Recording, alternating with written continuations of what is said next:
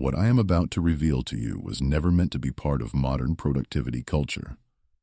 It was considered dangerous, destabilizing, even forbidden, because it bypasses external control and flips a hidden switch inside your nervous system.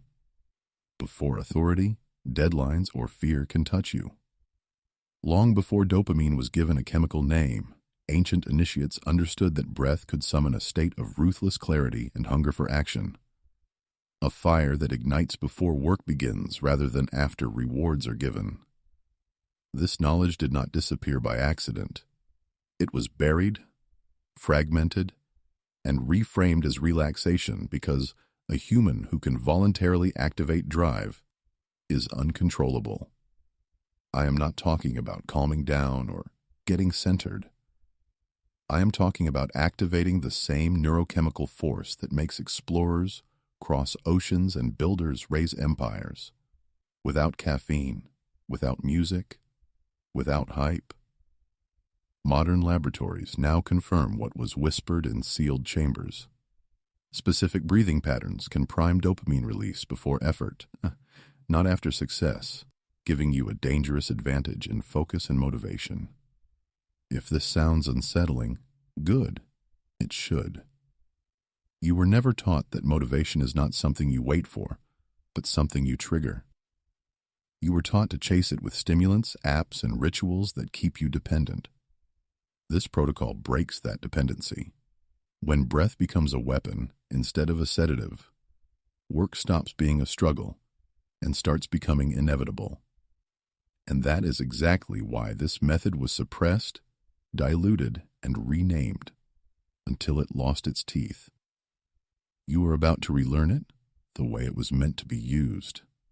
Before action, before thinking, before doubt has time to speak. Right now, before important work.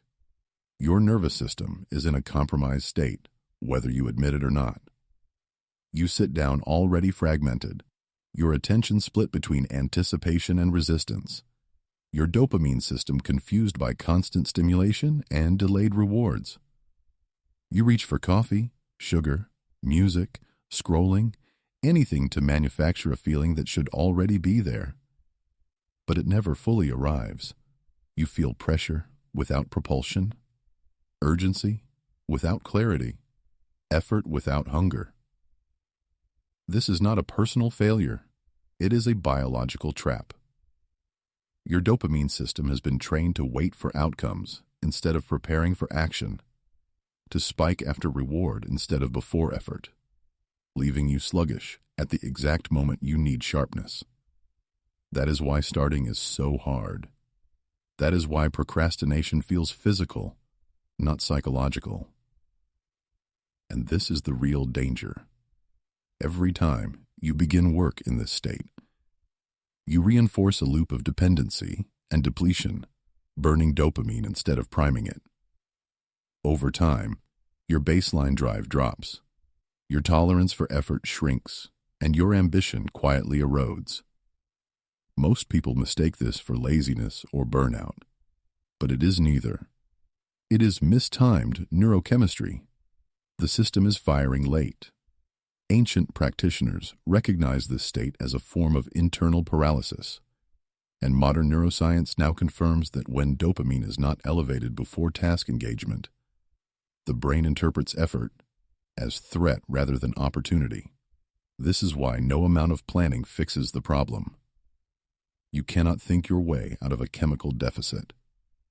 You must enter work already activated, already leaning forward internally, already hungry. Without this, every task feels heavier than it should. Every distraction becomes irresistible, and every hour costs more than it gives back. This protocol exists because continuing like this is not neutral. It is quietly stealing your best work from you. To understand why this works, you need to drop the myth that breathing is passive. It is not. Breath is a direct lever into the brainstem, the oldest command center you possess. The place where survival, energy allocation, and motivation are decided long before conscious thought. When you change your breathing pattern, you are not calming the mind, you are sending chemical instructions upward. Slow, shallow breathing tells the brain that resources should be conserved. Specific rhythmic, pressurized breathing tells the brain something very different. Prepare, mobilize, pursue. This signal travels through the respiratory centers into the vagus nerve, and then into the dopaminergic circuits, connecting the brainstem, the midbrain, and the prefrontal cortex. Dopamine is not a pleasure molecule, the way people casually describe it. It is an anticipatory molecule. It rises when the brain predicts meaningful effort ahead. The problem is that modern life has disconnected prediction from action. Endless stimulation gives dopamine without effort, and effort without dopamine becomes punishment. The breathing protocol you are about to learn repairs this timing error. By increasing CO2 tolerance and rhythmically stimulating the diaphragm, you create a controlled stress signal that the brain interprets as purposeful challenge rather than danger. This flips dopamine from a depleted, reactive mode into a primed, forward-driving mode. Think of it like striking a match inside the nervous system. You are not burning fuel yet. You are igniting readiness. Ancient rituals describe this as calling the fire before the hunt. Modern labs describe it as prefrontal dopamine upregulation via respiratory-driven neuromodulation. Different language, same mechanism. When this circuit activates, focus narrows, resistance drops, and effort feels clean instead of heavy. This is why the protocol must be done before work, not during and not after. Dopamine released after action reinforces memory. Dopamine released before action creates momentum. Master this distinction and you stop forcing yourself to work.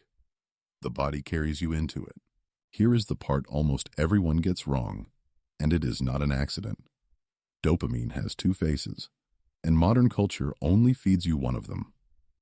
The dopamine you get from finishing a task, getting praise, checking a notification, or drinking caffeine is reactive dopamine.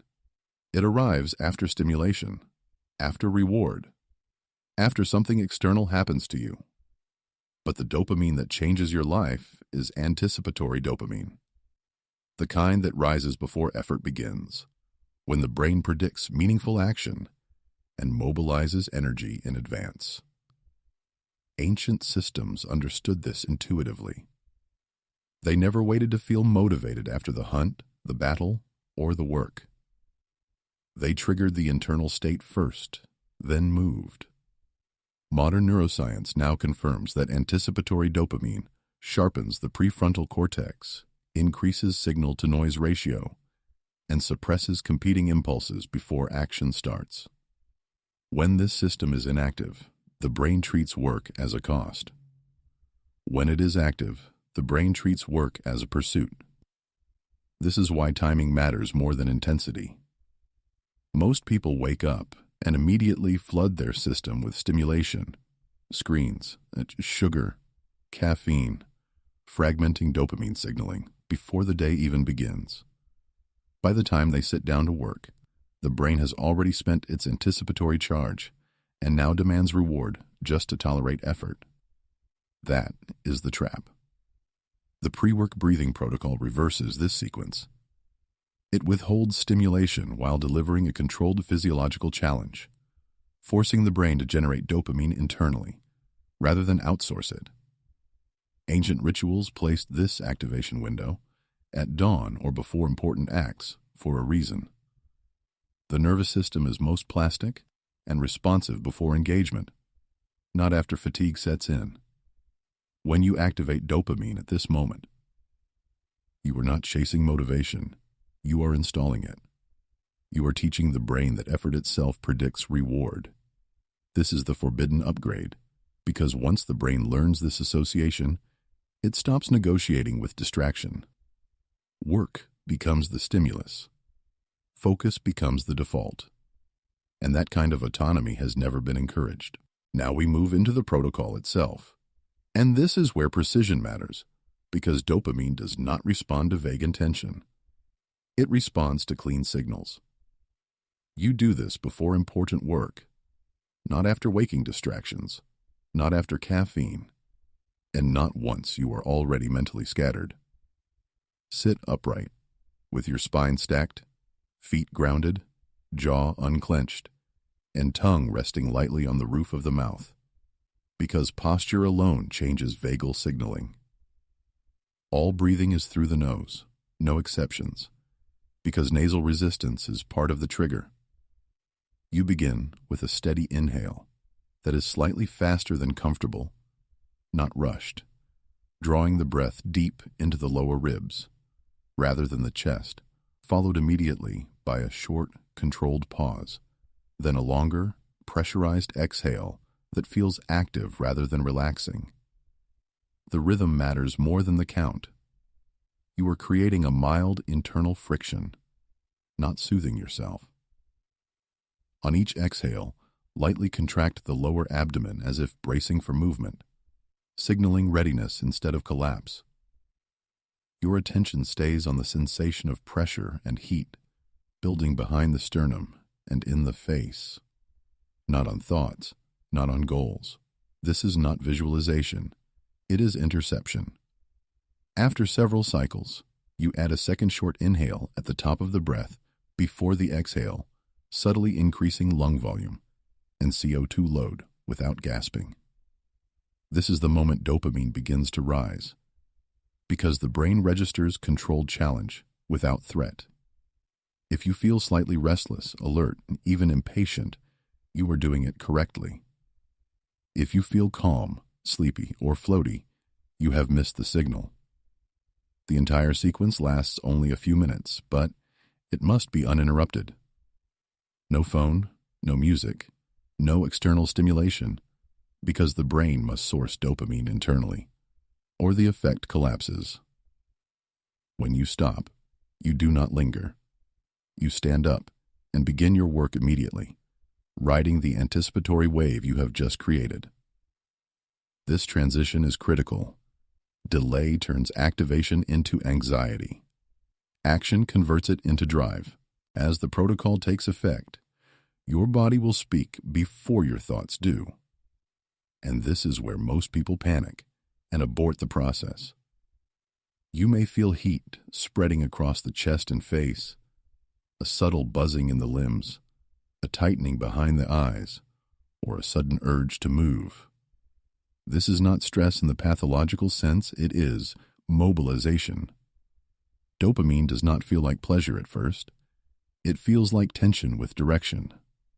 The brain is reallocating resources away from passive networks and toward task-positive circuits. And that shift has a physical signature. Your breathing may feel heavier, your heartbeat more present, and your mind unusually quiet but alert, as if it is waiting for something to begin. That something is action. If you interrupt the process here by checking a screen, sitting back, or trying to relax the sensation away, the nervous system interprets the signal as false alarm and dampens the response. This is why the protocol is often misused and dismissed as ineffective. People are conditioned to associate activation with danger, so the moment the body wakes up, they shut it down. Ancient training inverted this reflex. They taught initiates to recognize this edge as the doorway, not the threat. Neuroscientifically, this is the window where dopamine is elevating in the prefrontal cortex, while cortisol remains contained. Cross it correctly, and focus locks in. Avoid it, and motivation collapses back into lethargy. The key mistake is overdoing the breath, pushing into panic or dizziness.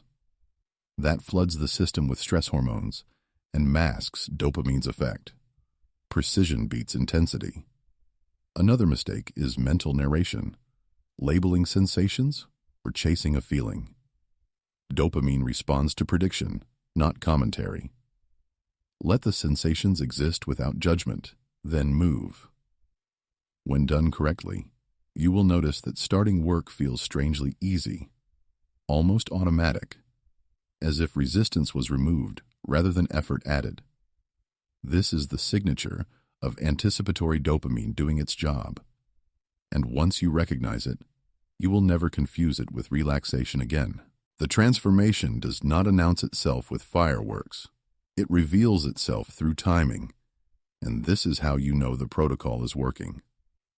After the first session, the change is subtle but unmistakable. You begin work faster. The gap between intention and action shrinks. Tasks that normally require negotiation simply start. This is the earliest marker of anticipatory dopamine rising before effort. After 3 days of consistent use, something deeper shifts. Your tolerance for focus increases without force. You stay with a task longer before distraction appears. Not because of discipline, but because the brain no longer flags effort as costly. The internal friction you used to feel at the start of work fades, replaced by a quiet forward pull. By day 7, motivation becomes predictable. You no longer ask whether you feel like working, because the question stops making sense. The protocol has trained your nervous system to associate pre-work breath with purposeful engagement, and dopamine begins to rise automatically when you assume the posture and rhythm. This is where most stimulants fail. They spike and crash. This builds sensitivity. After 2 weeks, the effect compounds. You notice that external motivators lose their grip. Caffeine becomes optional. Music becomes unnecessary. Even stress loses its bite because your dopamine system is no longer reactive. It is preparatory. Neuroscientifically, this reflects a recalibration of baseline dopamine tone and improved prefrontal efficiency, meaning you require less stimulation to generate the same drive. The most important change, however, is identity level. You stop seeing yourself as someone who needs to be pushed into work. You become someone who enters it deliberately, already activated. This timeline only holds if the protocol is respected. Skip days, delay action after breathing, or mix it with excessive stimulation, and the signal weakens. Consistency teaches the brain what matters. When breath becomes the cue for effort, motivation stops being a mystery and starts being a skill. Now you can see why this protocol stands in direct opposition to caffeine, stimulants, and modern motivation culture.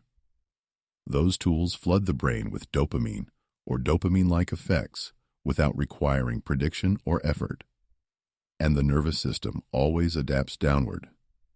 The result is tolerance, dependence, and a shrinking capacity to initiate work without external triggers. Breath-based priming does the opposite.